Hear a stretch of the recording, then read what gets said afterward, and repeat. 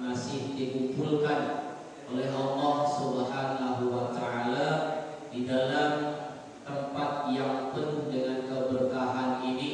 Semoga dan mudah-mudahan Allah Subhanahu wa taala senantiasa mencurahkan rahmat-Nya kepada kita hingga kita diberi kemudahan dalam melaksanakan ibadah ketaatan kepada Allah Subhanahu wa taala sampai akhir hayat kita. Amin amin ya rabbal alamin. Kemudian salawat dan salam selalu tercurah ke haribaan baginda Nabi kita Muhammad sallallahu alaihi wasallam, begitu juga kepada seluruh keluarga, sahabat, zuriat dan pengikut beliau ila yaumil akhir. Para jamaah rahimakumullah, kita naik ke atas sedikit. Rasulullah sallallahu alaihi wasallam bersabda, kata beliau, ma yusibul mu'mina min nasabin wala wasabin wala hammin hatta syaukata yushakuha illa wa kaffarallahu bihi min sayyiatihi. Artinya, tidak ada satupun yang menimpa muslimin dari kepayahan, penyakit, duka cita atau gangguan parah, sekalipun duri yang menusuk kaki, melainkan Allah Subhanahu wa taala akan menghapus dosanya dengan salah satu sebab-sebab tersebut. Para jemaah rahimakumullah, maksudnya kata beliau adalah musibah-musibah yang menimpa kepada diri kita.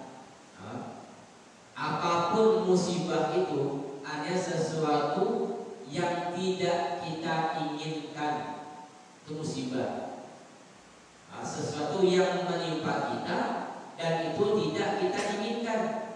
Apapun, baik itu dari kesusahan, kepayahan, penyakit, bahkan umpama duri yang menyakiti atau menusuk kaki kita, itu musibah. Jadi apapun musibah yang menimpa kita, baik dari harta kita umpama, ataupun musibah yang menimpa keluarga kita, atau bahkan diri kita sendiri, maka itu adalah mensehatkan dan membersihkan ruhani kita. Di hakikatnya kata beliau, penyakit-penyakit atau musibah-musibah yang menimpa kita tadi, baik harta kita, keluarga kita, atau diri kita sendiri, itu hakikatnya adalah untuk mensehatkan dan membersihkan diri kita daripada dosa-dosa atau kesalahan-kesalahan yang kita lakukan. Jadi Allah membersihkan ruhani kita. Allah membersihkan ruhani kita. Umpamanya kata beliau, kalau kita punya penyakit di dalam tubuh, dalam badan kita ada penyakit, lalu dioperasi oleh dokter. Setelah kita periksa ke dokter, dokter memvonis bahwa penyakit kita ini kalau ingin sembuh itu harus dioperasi. Itu saran dokter, harus dioperasi. Apakah perbuatan dokter itu bisa kita katakan jahat atau tidak? Secara logika kita, dokter jahat, benar? Umpama kata dokter, contohnya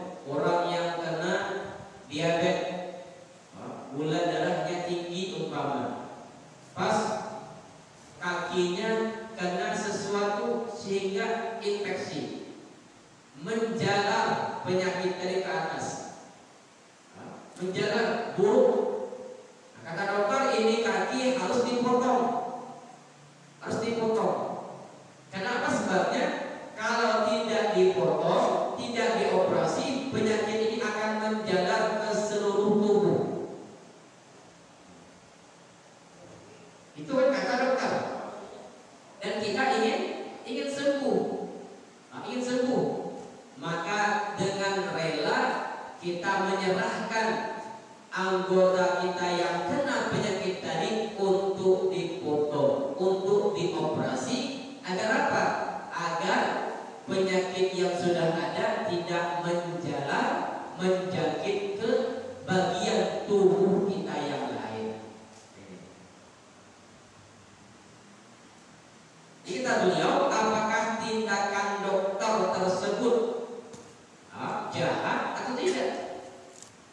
Karena perbuatan dokter itu adalah satu kebaikan untuk mensehatkan tubuh kita yang sakit tadi. Demikian juga apabila Allah Subhanahu wa Ta'ala memberikan satu musibah, apapun musibah tadi, tidak lain adalah untuk mensehatkan ruhani kita dari penyakit-penyakit yang disebabkan dosa-dosa yang kita lakukan. Cuma kadang-kadang ketika kita dapat musibah seperti itu, kita tidak menyadari. Kita tidak menyadari bahwa itu adalah hal yang terbaik yang Allah berikan untuk menyelamatkan kita. Kenapa sebabnya? Karena kalau dosa-dosa kita sudah Allah ampuni dengan sebab musibah yang Allah timpakan terhadap diri kita, berarti kita tidak punya dosa lagi. Kita tidak punya dosa lagi. Sehingga kalau kita tidak punya dosa, otomatis kita akan bersih. Ini hakikatnya. Cuma kalau kita menyadari. Tapi kadang-kadang kita berkeluh kesah, kita tidak sabar terhadap musibah-musibah yang menimpa kita tersebut. Para jamaah rahimahumullah, sebelum Rasulullah Sallallahu Alaihi Wasallam dikisahkan bahwa ada seorang sahabat Rasulullah masuk Islam di masa jahiliyah. Ia mempunyai kenalan seorang perempuan. Jadi sahabat Nabi ini mempunyai kenalan seorang perempuan. Setelah ia masuk Islam, lalu hijrah ke kota Madinah. Sahabat tadi pindah ke kota Madinah. Dan perempuan itu pun juga masuk Islam. Kenalannya tadi, menurut kita ya pacar lah kan, artinya orang dekat. Tapi masih waktu jahiliyahnya, sebelum mereka masuk Islam. Laki-laki dari sahabat Rasul ini masuk Islam, pindah ke kota Madinah. Begitu juga perempuan kenalan dia tersebut masuk Islam juga, pindah ke kota Madinah. Nah, di suatu hari sahabat tadi bertemu dengan perempuan tersebut. Mungkin ketika berpapasan di jalan bertemu, dan dia masih kenal. Ini adalah orang yang pernah dia kenal waktu di kota Mekah. Nah, temunya di kota Madinah. Kemudian mereka berbincang-bincang. Setidaknya apa?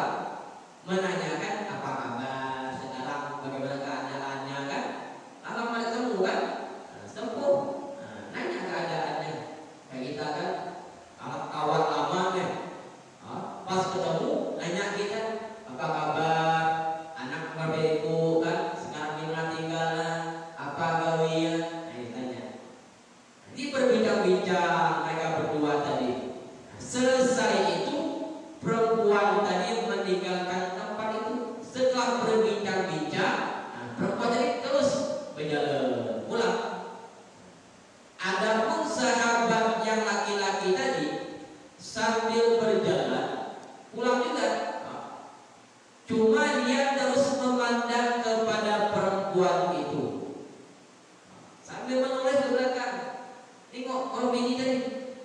sehingga dahinya membentur dinding. Mulanya mau ke belakangnya kan setumur kayak tiang listrik. Sehingga dahinya kata beliau membentur dinding dan membuat dahinya benjol. Berarti kuat juga Pak, sampai benjol dahinya. Kemudian ia datang kepada Rasulullah Sallallahu Alaihi Wasallam dan menceritakan kejadian yang dialaminya. Setelah kejadian tersebut, ia datang ke Rasulullah, "Ya Rasulullah, tadi pagi aku bertemu dengan kawan lamaku, seorang perempuan. Kami berbincang-bincang. Setelah kami selesai, kami pulang masing-masing. Tapi ketika perempuan tadi berjalan, aku masih memandang perempuan tersebut. Saya berjalan, nengok ke belakang. Tiba-tiba kata beliau, Rasulullah, dahi aku ini membentur dinding sehingga benjol." Kan musibah ya? Musibah kan? Lalu Rasulullah Sallallahu Alaihi Wasallam berkata, "Iza aradallahu bi'abdin khairan ajjala uqubatahu fid dunya." Kata Rasulullah, apabila Allah menghendaki dengan hambanya menjadi orang baik, Allah kepingin kita ini menjadi orang baik, maka Allah Subhanahu wa Ta'ala segerakan hukumannya di dalam dunia. Langsung dibalas oleh Allah di dunia ini, tidak menunggu di akhirat. Maka ketika kita dapat musibah apapun, ingat, oh ini berarti akibat dari dosa-dosa aku. Allah menginginkan aku menjadi hambanya yang baik. Allah segerakan ubah azabnya, peringatannya, hukumannya di dunia ini. Karena kalau Allah balas di akhirat, mungkin lebih dahsyat, mungkin lebih parah dibanding dengan apa yang sudah Allah balas di dalam dunia ini. Para jamaah rahimakumullah, kita bandingkan dengan hukum Islam. Kan dalam agama kita dilarang mencuri, dilarang berzina, dilarang menuduh orang lain berzina, dilarang kita minum minuman keras. Apabila kita melakukan perbuatan tersebut, yang itu notabene ada larangan dari Allah, yang apabila kita kerjakan, hukumnya kita berdosa dan ada balasannya, ada hukumannya. Seperti orang minum minuman keras, itu kan dihukum di dunia ini, hanya langsung dihukum di dunia, itu dipukul 80 kali pukulan. Dipukul 80 kali pukulan. Harapannya apa? Ketika hukuman sebab dia minuman keras tadi dilaksanakan di dunia, mudah-mudahan di akhirat tidak lagi dikenakan hukuman. Tapi kalau di dunia ini tidak dilakukan hukuman tersebut, maka di akhirat akan tetap dilakukan hukuman oleh Allah Subhanahu wa Ta'ala. Mencuri itu hukumannya potong tangan sampai pergelangan. Mencuri yang pertama, ini kan dosanya kita mengambil hak orang lain mencapai jumlah yang sudah ditentukan oleh agama. Kalau mencuri 1.000 rupiah itu belum kena hak potong tangan. Mencuri 10.000 rupiah belum kena hak potong tangan. Tapi kalau sudah sampai ukuran yang kita ambil tadi, maka kita sudah dikena hukuman potong tangan. Jadi mencuri yang pertama, potong tangan sebelah kanan sampai pergelangan. Ketika si fulan tadi umpama masih mengulang mencuri lagi, maka agama kita menyuruh agar dia dipotong kakinya yang sebelah kiri. Sebelah kiri. Cuma jadi praktek, Pak. Karena kita bukan hukum Islam kan. Bukan Islam, abang soal yang mencuri kan. Abang hukum tangannya tidak boleh. Kita yang kena hukum lah dituntut di pengadilan. Kecuali di negara kita mengamalkan hukum Islam. Masih juga umpama si fulan tadi mencuri, lo kapuk juga, dipotong tangan sebelah kiri sampai pergelangan. Masih juga mencuri yang keempat kalinya, potong kaki sebelah kanan. Masih juga mencuri, luar biasa ya, 4 kali lah, tangan kanan dipotong, kaki kiri dipotong, tangan kiri dipotong, kaki kanan dipotong, mencurilah, maka hukumannya ditakzir, mungkin di penjara. Ini hukumannya di dunia. Kalau ini tidak dilakukan di dunia, di akhirat masih tetap berlaku. Agar apa? Agar dosa dia mencuri tadi diampuni oleh Allah dengan sebab sudah melaksanakan hukuman yang sudah ditentukan oleh Allah Subhanahu wa Ta'ala. Jadi kata beliau Rasulullah, kalau Allah menghendaki kita ini orang baik, Allah segerakan mengubah hukuman di dunia ini. Kalau kita berbuat maksiat atau dosa kepada Allah Subhanahu wa Ta'ala dan kita tidak mengalami sakit-sakit, artinya kita sudah maksiat tapi masih sehat, atau tidak ada bala akan musibah yang menimpa, maka yang demikian dikhawatirkan akan disimpan oleh Allah Subhanahu wa Ta'ala hukumannya di akhirat yang akan diberikan kepada orang yang melakukan maksiat tersebut. Hati-hati. Kayak Fir'aun. Kenal kan Fir'aun? Dek, kalau kenal, cuma pernah dengar nama kan? Fir'aun itu tidak pernah sakit. Dia pernah sakit. Makanya kita kalau dia pernah sakit, hati-hati. Itu mungkin CS-nya Fir'aun, kawannya Fir'aun. Kalau dia pernah sakit, jangankan sakit berat, flu, batuk, sakit kepala pun tidak pernah. Hati-hati. Ini CS-nya Fir'aun. Fir'aun itu tidak pernah sakit. Tapi kita senang, benar? Kita bangga kalau kita tidak pernah sakit. Bangga kita. Kawan kisah sakit, alhamdulillah boy, selamanya dia pernah sakit. Bagi kemarin kan COVID, kurang kena COVID, kita dia kena COVID, bangga kita. Hati-hati, itu khawatir Allah menunda hukuman di dunia, tapi nanti di akhirat. Karena kita kan setiap hari, hampir setiap waktu melakukan dosa.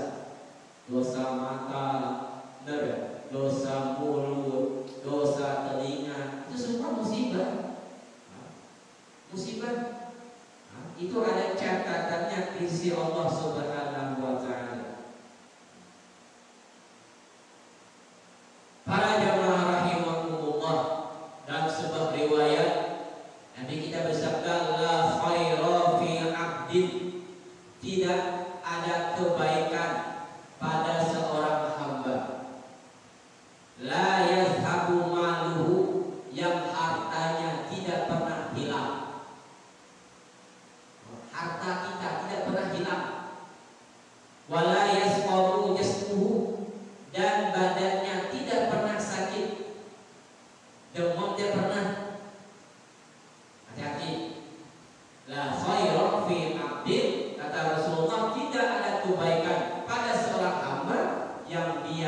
punya harta, hartanya tidak pernah hilang. Dia punya badan tapi tidak pernah sakit.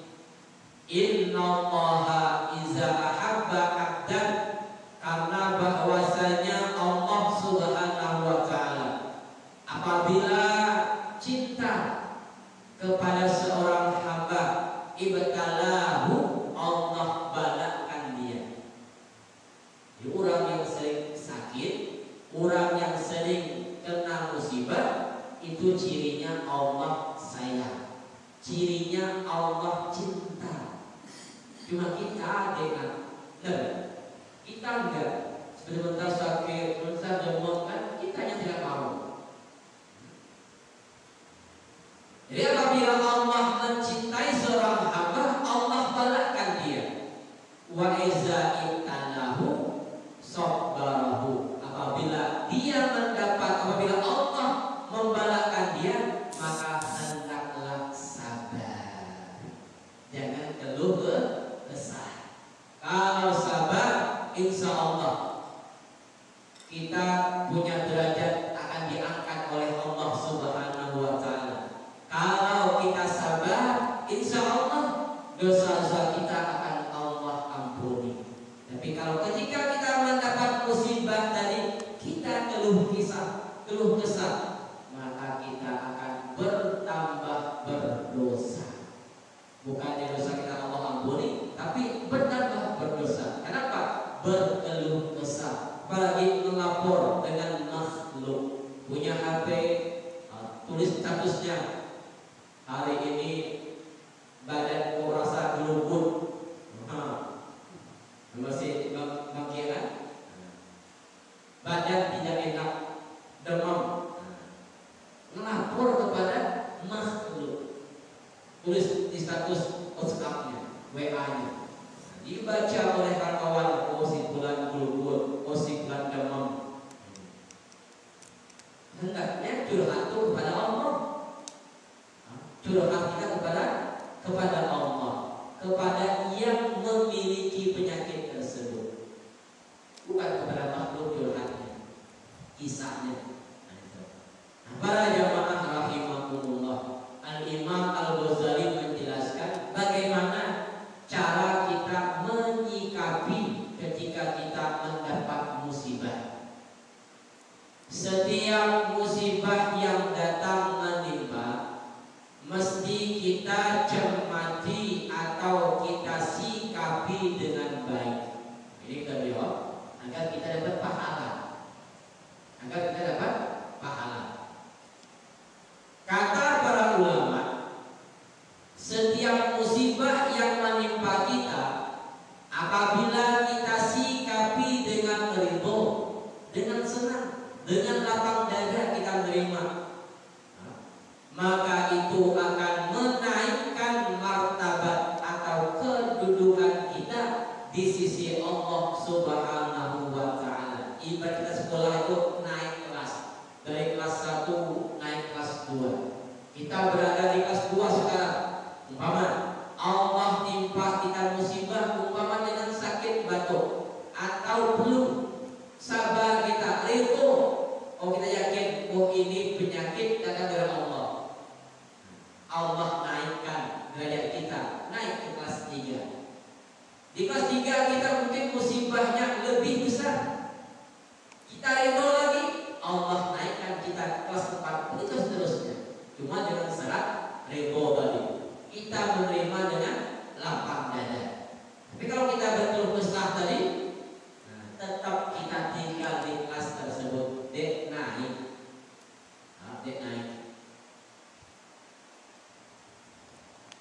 Begitu juga setiap musibah yang menimpa, apabila kita sikapi dengan sabar kita tidak melapor dengan makhluk, maka akan menghapuskan dosa-dosa kita. Maka dalam paham Ahlus Sunnah wal Jamaah, umpama ketika kita sakit, kita dianjurkan untuk berikhtiar agar sembuh dengan cara berobat. Dengan cara berobat, jangan diam di rumah baik.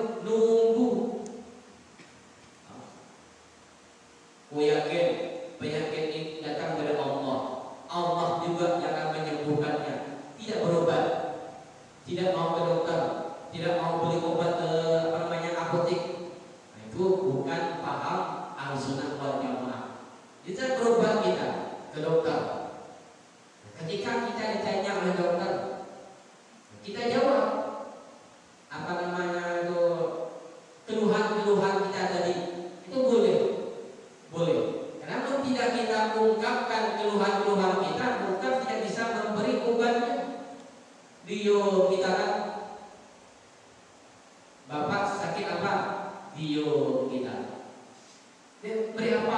Bingung dokter. Bingung dokter. Beri resep takut dia kena penyakit kan, obatnya. Nah, ini boleh kita, Pak. Aku keluhannya sakit kepala, lupa makan, batuk-batukan, belum. Itu dokter tahu. Oh, ini obatnya. Itu usaha kita. Boleh itu. Itu bukan berarti kita tidak mengadu kepada Allah Subhanahu wa Ta'ala. Itu usaha kita. Sebab kita minum obat. Sebab kita minum obat, Allah menyembuhkan penyakit kita. Tapi dia bukan karena obat tadi penyakit kita sembuh, sebabnya saja. Yang menyembuhkan hanya Allah Subhanahu wa Ta'ala. Itu cara menyikapinya. Setiap musibah yang datang maka akan menghapuskan dosa, dan sebaliknya setiap musibah yang datang apabila disikapi dengan keluh kesah, maka itu adalah merupakan permulaan siksa dari siksa-siksa berikutnya. Kalau kita tidak sabar, kalau kita tidak rebo, ketika kita mendapat musibah, hakikatnya itu adalah bagian daripada siksa-siksa. Makanya harus kita cermati, harus kita sikapi dengan baik ketika kita mendapat musibah dari Allah Subhanahu wa Ta'ala. Karena seseorang itu tidak bisa naik ke level berikutnya, ke kelas berikutnya, kalau tidak diuji. Kalau tidak diuji, cara ujian yang Allah beri itu berbagai macam. Umpama Allah ingin menaikkan kita, derajat kita, kedudukan kita, itu mungkin Allah naikkan dari segi satu amalan. Umpama kita merutinkan membaca sholawat kepada baginda Nabi kita sehari 1000 kali. Setiap hari kita rutinkan membaca sholawat 1000 kali. Lama-kelamaan dengan mengamalkan selawat tadi, Allah akan meninggikan derajat kita. Bisa dari segi amalan. Bisa juga Allah meninggikan martabat kita dengan diuji. Kayak anak-anak sekolah itu kalau ingin naik kelas pasti diuji dahulu. Masa kita ulangan kan, diberi beberapa soal, dijawab. Nah, kalau mereka bisa menjawab soal-soal yang diberi oleh guru mereka, nah mereka berhak untuk naik kelas. Tapi kalau tidak bisa menjawab, berarti tidak lulus diuji, tetap tinggal di kelas tersebut. Seperti Nabi kita bersabda, Innar rajul la takunu lahu darajatun indallah la yablughuha bi'amalihi hatta yubtala bi bala'in fi ismihi fayablughuha bizalika. Sesungguhnya seseorang itu kalau Rasulullah adalah dia mempunyai derajat di sisi Allah Subhanahu wa Ta'ala, dan dia tidak bisa mencapai derajat tersebut dengan satu amalan. Mengamal salawat, dia tidak bisa naik ke level tersebut. Dengan salawat, dia baca Al-Quran, dia bisa naik ke level ini. Dia baca tasbih, baca itu tidak bisa. Sehingga Allah balakkan itu orang. Nah, dia bisa naik ke level tersebut dengan sebab Allah beri penyakit. Kalau dia sabar, kalau dia ridho terhadap penyakit yang Allah beri, baru bisa dia naik. Tidak bisa dengan salawat, tidak bisa dengan sholat sunnah, tidak bisa dengan puasa sunnah. Nah, hanya dengan penyakit Allah bisa menaikkan dia ke level yang lebih tinggi. Fayaquluha bizalika, maka dengan musibah yang Allah beri tadi, dia bisa mencapai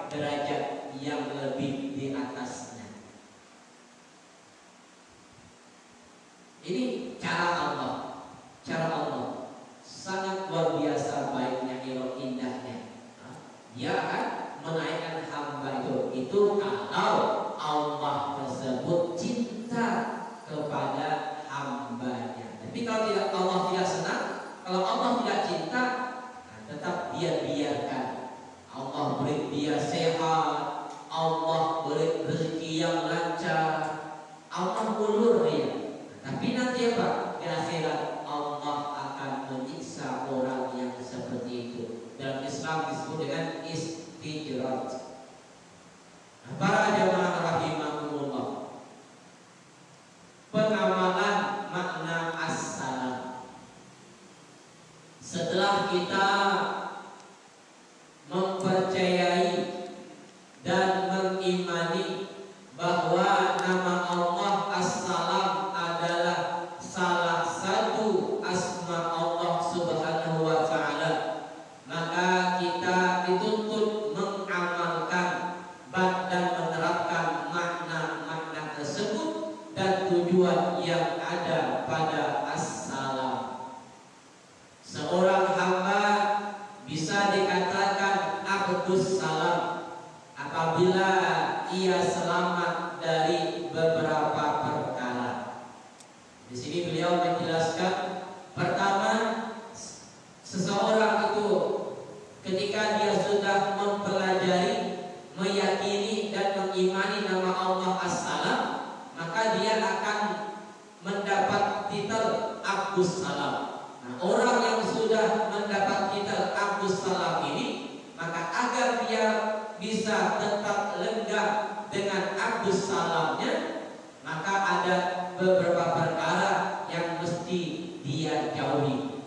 Pertama, selamat dari melakukan kecurangan-kecurangan. Kan as-salam banyak yang selamat. Baik hal yang bersangkutan dengan masalah harta benda, seperti menyembunyikan aib barang yang dijual. Ini bagi para pedagang, dan sampai dia khianat ketika dia menjual sesuatu, kurang takarannya, kurang timbangannya, atau korupsi dan lain-lainnya. Nah, ini yang harus dia jaga, jangan sampai dia melakukan perkara-perkara yang dibenci oleh Allah Subhanahu wa ta'ala. Nabi kita bersabda, man ghasyana falaisa minna. Orang yang melakukan kecurangan atau menipu kami bukanlah termasuk golongan kami. Bahkan sebagian orang-orang bijak pernah berkata,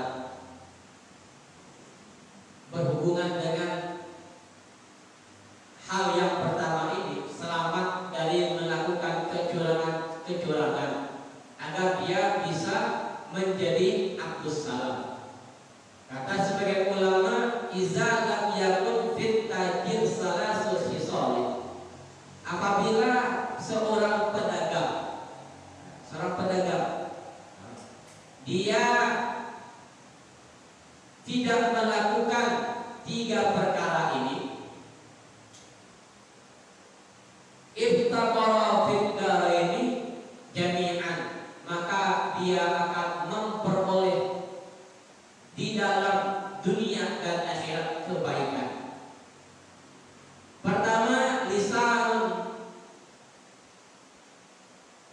lisanun taqiyun min salasatin. Lisan yang bersih daripada tiga. Seorang pedagangnya, dia harus menjaga mulutnya dari tiga perkara agar dia selamat. Pertama apa? Minal kazbi, jangan berbohong. Pedagang, jangan berbohong. Jangan yang nomor dua barang ini dikatakan asli, jangan yang buruk dikatakan baik.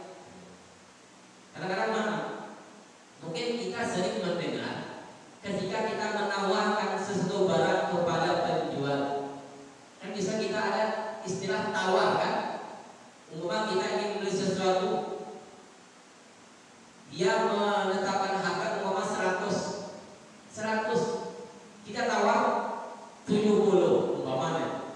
Dengan tawar 110 Pak, langsung kurang berapa koi harganya 100 terus 10 Pak. Nah, ya ingin kalau jual ya, ditawar 70.000. Mungkin kita sering mendengar apa kata si penjual, maaf modal belum sampai. Padahal modal 40 enggak. Umpama 50 modal kan 20 lah. Yang ngomong modal belum sampai. Padahal kan lah berkulit ya, berdusta lah berkulit. Tapi dia katakan, nah,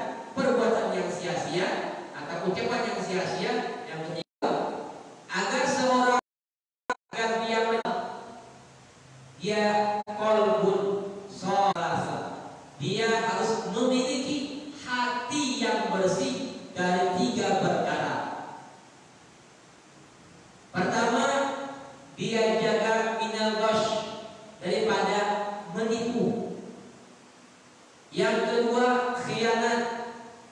Yang ketiga hasad, dengki atau iri. Jaga hati kita dari menipu, khianat dan hasad, akan bisa menjadi abdus salam. Yang ketiga, dia harus menjaga dirinya untuk 3 perkara. Waktu berjual, waktu berdagang, dia jaga jangan sampai tidak sholat Jumat. Yang kedua, jangan sampai tidak sholat berjamaah. Yang ketiga, jangan sampai tertinggal waktu untuk menuntut ilmu. Ini perkataan sebagian orang-orang yang berilmu. Ini kalau ingin selamat dari melakukan kecurangan, khususnya tajir pedagang. Yang kedua, selamat dari dendam. Karena dendam itu adalah satu kemarahan yang belum terlampiaskan. Itu dendam. Satu penyakit yang mana penyakit itu berupa kemarahan, perasaan tidak senang dengan orang lain, dan dia belum sempat untuk membalasnya. Orang yang di hatinya ada sifat dendam, tidak boleh baginya melakukan amar ma'ruf nahi munkar. Kenapa? Karena tidak sesuai dengan koridor agama nanti. Tidak sesuai dengan undang-undang agama. Kalau dia melakukan amar ma'ruf nahi munkar, kalau di hatinya ada sifat dendam. Dalam sebuah riwayat Nabi kita menyatakan ada 3 akhlak orang-orang ahli surga. Orang ahli surga itu punya 3 akhlak. Pertama, dia memaafkan terhadap orang yang menzaliminya. Kan ini berarti tidak ada sifat dendam kan? Orang menzalimi dirinya, dia yang memaafkan. Karena memaafkan ini berat. Memaafkan ini berat. Kalau minta maafnya mah, tapi memberi maaf susah. Nah, orang yang termasuk ahli surga, dia memaafkan sebelum orang minta maaf.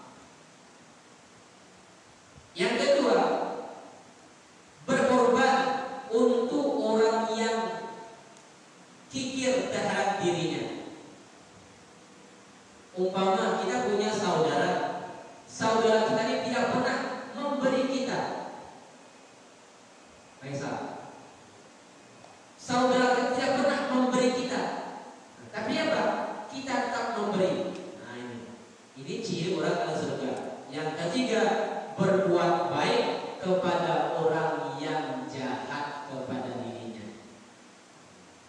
Di orang yang mengamalkan nama as-salam, dia selamat dari sifat dendam. Yang ketiga, selamat dari iri dan dengki. Sabda Nabi kita, al-hasadu ya'kulu hasanah kama ta'kulun nar al-khatar. Kedengkian itu memakan kebaikan sebagaimana api memakan kayu bakar. Yang keempat, selamat dari berkehendak jahat kepada orang lain, sekalipun dalam hatinya tidak ada terlintas niat supaya orang lain rugi dan celaka. Para jamaah rahimakumullah, apabila orang yang meyakini dengan nama as-salam mengamalkan 4 macam tadi, insya Allah dia akan memperoleh abdus salam, hamba yang selamat. Selamat orang dari kejahatannya, selamat orang lain daripada keburukan-keburukannya, dan mudah-mudahan kita berdoa kepada Allah Subhanahu wa taala, mudah-mudahan Allah memberikan kepada kita hati yang bersih, hati yang selamat, bersifat dengki kepada sesama